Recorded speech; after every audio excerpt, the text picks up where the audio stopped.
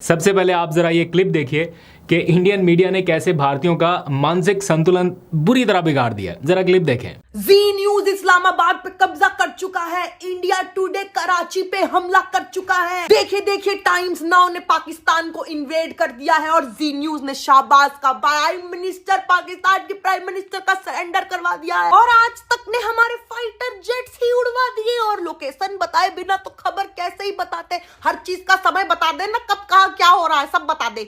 सोचो the amount of misleading that गोदी media is doing कि एक यूनियन मिनिस्टर नहीं जांच पाया कि सच क्या है सच नहीं है। इतना ज्यादा गुमराह, इतना ज्यादा मतलब हम लोगों को भटकाया जा रहा है। The amount of misleading in these moves, the amount of miss information, the amount of brain washing of these moves. तो देखा आपने लापरवाही का नतीजा। वो अमिताभ बच्चन वाली अगर मुझे मीम मिलती तो मैं यहाँ पे जरूर लगा के आपको दिखाता। एनीहाउ, इंडियन मीडिया ने ऐसा झूठ बोला है कि अब वो खुद भी माफिया मांगने लग गए हैं और उनको पता चल गया कि व्यूअर्स ने हमारा बाइकआउट करना शुरू कर दिया। अब वो माफिया मांग मांग कर कह रहे हैं कि जनाब गलती हो गई, आज से हम कोशिश करेंगे कि एग्जैक्ट जो सही मालूमात है वो आप लोगों तक पहुंचाएं। लेकिन हमारी पूरी सतर्कता के बावजूद कुछ अधूरी रिपोर्ट्स ऑन एयर हो गई। इसके लिए हम आपसे माफी चाहते हैं। हमारा आपसे वादा है 100% और पूरी तरह से सत्यापित खबरें आप तक पहुंचाने का। और वहाँ के लोगों ने भी ये तस्लीम कर लिया है कि इंडियन मीडिया अपनी ही आवाम का बदतरीन दुश्मन बना रहा है इस पूरे जंगी माहौल में। और ध्रुव राठी को आप जानते होंगे, बड़ा मशहूर यूट्यूबर है इंडिया का। उसने भी अपनी आवाम से ये मुतालबा किया है कि ऐसे लोगों को आप ट्विटर से ब्लॉक कर दें। ये मेजर गौरव आर्या जैसे लोग जो पता नहीं किधर किधर तक हमला करा चुके थे और उनके जज्बात देखने लायक थे, अब वो जब देखते होंगे अपनी उन क्लिपिंग्स को तो मेरा ख्याल है थोड़ी बहुत तो शर्म करेंगे ही। जिस तरह से थू थू कर रही है पूरी इंडियन अवाम इनके ऊपर। जो इंटरनेशनल आउटलेट्स हैं, TRT वर्ल्ड को मैं देख रहा था, उन्होंने भी बताया कि इंडियन न्यूज़ चैनल्स ने कैसे कोऑर्डिनेशन के साथ एक पूरी कोऑर्डिनेटेड एफर्ट हुई है फेक वॉर न्यूज़ फैलाने की। और उनके एक से लेके एंड तक तमाम चैनल्स इसमें शामिल रहे और एक से बढ़ के एक उन्होंने फेक न्यूज़ फैलाई है इस पूरे मामले में। तो पाकिस्तानी जो है वो पहले भी चिल थे, अभी भी चिल हैं। अब तो ड्रोन का डर ही ख़त्म हो गया। वो उन्होंने इतने ड्रोन भेजे और हमने इतने गिरा दिए हैं कि अब वो माहौल ही नहीं रहा। सोशल मीडिया पर नई मीम्स बना दी हैं लोगों ने कि जिन जिन शहरों पे अभी तक ड्रोन नहीं पहुंचा तो वो ड्रोन लिख के कोई 8171 पे मैसेज करे। मतलब ये हाल है यहाँ के लोगों का कि वो इस तरह से इतना ही सीरियस ले रहे हैं इन ड्रोन्स को। और तो और अवाम ने ड्रोन अब ऐसे मारना शुरू कर दिया जैसे कोई तीतर बटेर का शिकार नहीं होता, खेतों में जाके बंदूकें लेके जहाँ कहीं नज़र आता है अवाम उनके पीछे पीछे। तो ये इस तरह से यहाँ पे माहौल चल रहा है। और बाय द वे मेरा सबसे फेवरेट क्लिप इस पूरे माहौल में, इस जंगी माहौल में मेरा सबसे फेवरेट क्लिप वो ये रहा। ज़रा सुनिए फिर ज़रा सियासी माहौल पे बात करते हैं। बड़ा दिलचस्प क्लिप है। बिलाल ਇਹਨਾਂ ਦਾ ਬੰਬ ਵੀ ਉਹਦੇ ਪਰਾਂ ਪਿਆ ਉਹ ਕਵਰ ਕਰਨ। ਹਾਂਜੀ ਉਹ ਪਰਾਂ ਪਿਆ। तो इससे साबित हो रहा है कि पाकिस्तान जो है वो बिगनर्स के लिए नहीं है। मतलब कितने आराम से वो कह रहा है कि यार ये बम पड़ा, ज़रा इसको पहले आगे साइड पे कर ले। कमाल नहीं हो गया? खैर, इस सारे माहौल में एक ख़बर ये है कि जो सऊदी वज़ीर ख़ारजा है आदिल अल जुबैर वो पाकिस्तान पहुँच चुके हैं और उनकी जब मैं आपसे बात कर रहा हूँ तो वज़ीर आज़म शहबाज शरीफ से उनकी मुलाकात हो चुकी है।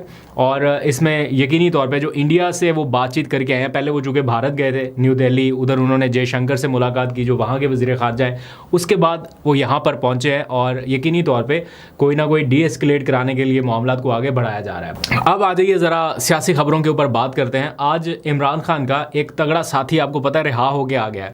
मैं पैरोल के ऊपर भी आता हूं, लेकिन पहले उनके ज़रा तगड़े साथी पे बात कर लेते हैं। वो साथी कह लीजिए, रहनुमा कह लीजिए, उनका साथी असीर कह लीजिए, मियाँ इबाद फ़ारूक जो है वो 2 साल के बाद अपने अहल खाना से आ मिले हैं और आज उनकी वीडियोस देखी। यकीन मानिए जब मैंने सोशल मीडिया के ऊपर नमाज जुम्मा के बाद कुछ वक्फे के बाद जब मैंने स्क्रॉल करना शुरू किया तो वो फुटेज जो मैंने देखी ना उसने बहुत खुश कर दिया। मतलब मैं काफ़ी अरसे से ये ख्वाहिश भी थी, ये चाहता भी था कि मियाँ इबाद फ़ारूक जो है वो किसी तरह से रिहा हो के अपने अहल खाना से मिलें, क्योंकि उनके बेटे के जाने के बाद उनके अहल खाना पर क्या बीती है ये हम में से तो कोई जानता ही नहीं है।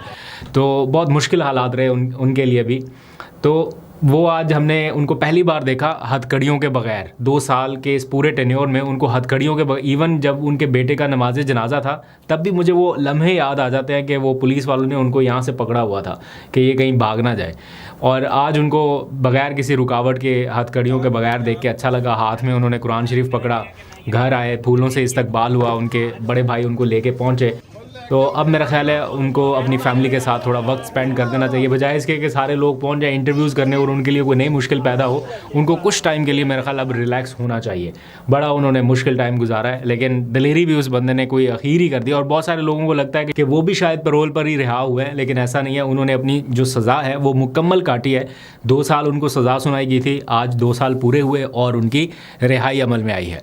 अब क्वेश्चन यह है कि इमरान खान साहब कब रिहा होंगे? कौम को असल इस चीज़ का इंतज़ार है। बाकी ये ख़बरों शबरों के जंगी माहौल में ये तो खैर साथ साथ चलती रहती है, तो अटेंशन थोड़ी बहुत आगे पीछे होती रहती है, लेकिन वापस फोकस उसी चीज़ के ऊपर आ जाता है कि इमरान खान कब रिहा होंगे। आज इस हवाले से एक अपडेट ये आई कि उनकी रिहाई के लिए पेरोल की दरख्वास्त दे दी गई है इस्लामाबाद हाई कोर्ट में। अब पेरोल होता क्या है? बहुत सारे लोग कमेंट्स में भी ये पूछ रहे थे, मुझे बताना चाहिए था पहले के व्लॉग में भी, लेकिन मुझे लगा कि शायद हम बहुत ज़्यादा जिक्र कर चुके हैं तो सबको मालूम ही होगा। आपने अक्सर ख़बरों में सुना होगा कि फ़लाँ कैदी को पेरोल पर रिहा कर दिया गया। तो एक्चुअली पाकिस्तान में ये एक कानूनी अमल है, रिहाई का एक कानूनी अमल है, जिसके तहत किसी भी कैदी को मखसूस शराइत के साथ आर्जी या निस्बतन लंबे अरसे के लिए जेल से रिहा किया जा सकता है। और इसका मुकम्मल इख्तियार हुकूमत के पास होता है। यानी अगर कोई कैदी पंजाब हुकूमत की डोमेन में है तो ये पंजाब हुकूमत का इख्तियार है, कोई केपी हुकूमत की डोमेन में है तो उसका इख्तियार है, वो किसी को भी रिहा कर सकता है पैरोल पे। और इसका मतलब ये नहीं होता कि आपकी सज़ा ख़त्म हो गई है, बल्कि ये एक महदूद मुद्दत के लिए दिया जाने वाला रिलीफ है। और कैदी जो है वो इस दौरान हुकूमती निगरानी में ही रहता है कुछ कंडीशंस के साथ। यानी किसी हंगामी सूरत हाल में या इंसानी हमदर्दी की बुनियाद पर आम तौर पर ये ऑफ़र दी जाती है कैदी को। अमूमन किसी की वफ़ात हो जाए या कोई किसी की बच्ची की या किसी अहले खाना की कोई बहुत ही करीबी की किसी की शादी है जिसमें उसकी शिरकत बहुत ज़रूरी है, तो वो दरख्वास्त दे देते हैं। ऐसे मौक़ों पर होता है, या फिर कोई नेशनल एमरजेंसी जैसी सिचुएशन हो। तो अभी इमरान खान साहब की रिहाई जो है वो नेशनल एमरजेंसी के उस ज़मरे में लाके उसके लिए अप्लाई किया गया है। और इसमें ज़ाहिर बात है पंजाब हुकूमत को भी फ़रीक बनाया गया है। तो लेकिन होता यह है कि इस पूरे अरसे के दौरान एक तो वो जो कैदी जिसे रिहा किया जाता है वो हुकूमत की निगरानी में और कुछ शराइत के साथ ही रहता है। तो इमरान खान साहब के लिए हुकूमत की निगरानी में रहना, कुछ शराइत के साथ रहना, इस किस्म की रिहाई मुझे नहीं लगता कि उनको काबिल कबूल होगी। वैसे उन्होंने कोई एतराज़ भी नहीं किया अभी तक के लिए, लेकिन उनके लोगों ने बहरहाल ये दरख्वास्त दायर कर दी है। अब मैंने अपने कोर्ट रिपोर्टर से चेक किया, क्योंकि सोशल मीडिया के ऊपर चल रहा है कि वो सुबह 9 बजे के लिए फ़िक्स हो गई है, लेकिन एक तो इतनी जल्दी दरख्वास्त फ़िक्स कोई नहीं होनी। ये तो आप जेहन से निकाल देंगे, सुबह फ़िक्स हो जाए, परसों तरसों, ये इतनी जल्दी हो जाए अनटिल अनलेस के कोई बहुत स्ट्रॉन्ग किस्म की पीछे बातचीत ना हो रही हो या कोई ऐसी निगोशिएशन ना हो रही हो जिसमें ग्रीन सिग्नल मिल जाए। अदरवाइज़ तो ये बहुत ही मुश्किल है। और मैंने फिर चेक भी कर लिया अभी अपने कोर्ट रिपोर्टर से, हुसैन चौधरी साहब से, तो उन्होंने बताया कि अभी ऐसी कोई ख़बर नहीं है, ना ये दरख्वास्त गौर के लिए भी टेबल पर भी पहुंची है, सिर्फ अभी उन्होंने लेके साइड पे रख दी है।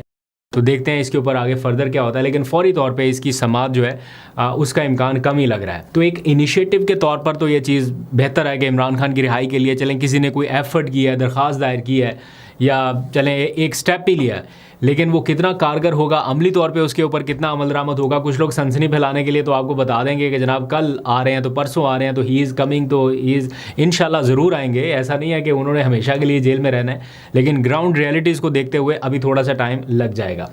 आज मैंने देखा ख्वाजा आसिफ ने भी एक बयान दिया है ऐवान में। उन्होंने पॉलिसी स्टेटमेंट दिया है कि हम ज़रा इस सारी सूरत हाल से निकल जाएंगे जो जंगी माहौल है, उसके बाद मुल्की मामलात में यानी अंदरूनी मामलात में यकजहती पैदा करने के लिए भी चीज़ों को डील किया जाएगा। तो ऐसा लग रहा है कि आने वाले दिनों में हालात शायद कुछ बेहतर हों। आपने देखा ये 9 मई में अब कौम थोड़ी इकट्ठी दिखाई दे रही है। इस 9 मई में ऐसा नहीं है कि एक पार्टी को सिंगल आउट करके दहशतगर्द और इंतशारी टोला करार दिया गया।